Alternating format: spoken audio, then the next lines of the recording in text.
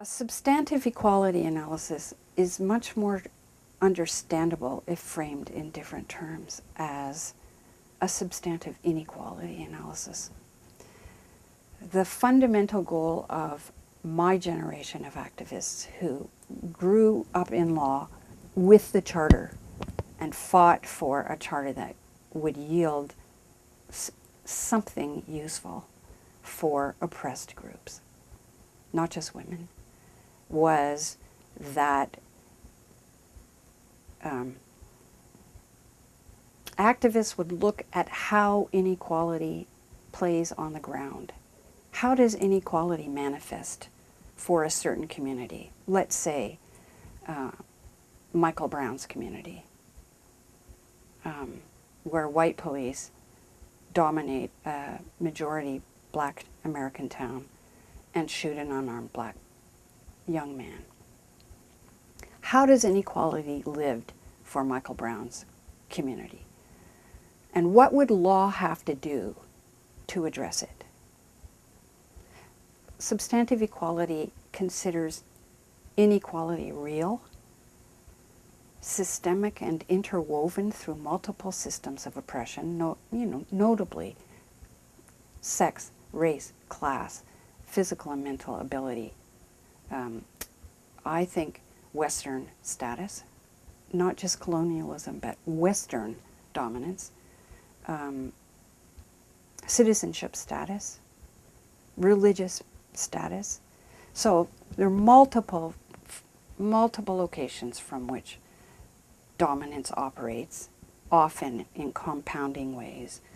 And without focusing on who benefits from the position of power and how is inequality lived and maintained, law reforms can't really figure out what would law have to do to change that. A substantive equality approach says, what is keeping the dominant dominant? What is keeping predictable constituencies outside of the world of resources enjoyed by the dominant? And how do we get the conditions of subordination to change? A counter model, the dominant model at present, the model that predates the charter, was a model called formal equality.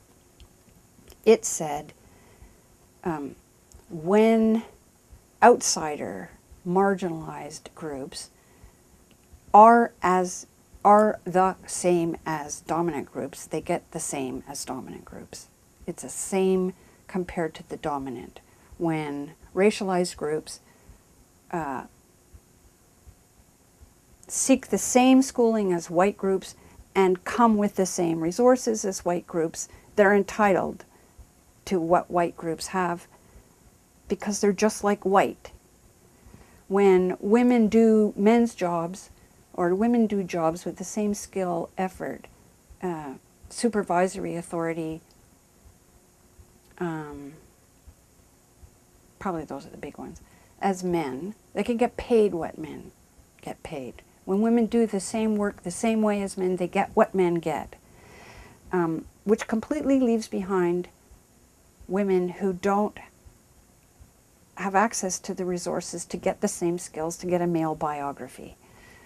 Without a male, or in any of the axes, without the dominant biography or the dominant way of doing things. There's a famous human rights case of a man who was short, who worked in a shoe store. And he needed a stool to get the top shelf, because there's huge amounts of storage in small little stores, and it's vertical. And they wouldn't let him use a stool. He had to do it the same way non-short people do it. That's what the obstacle to formal equality achievements is. Absent sameness as defined by the standard setter, that is to say, the dominant. Unless you're the same as the dominant describe themselves, you're not entitled to what the dominant have because you're different.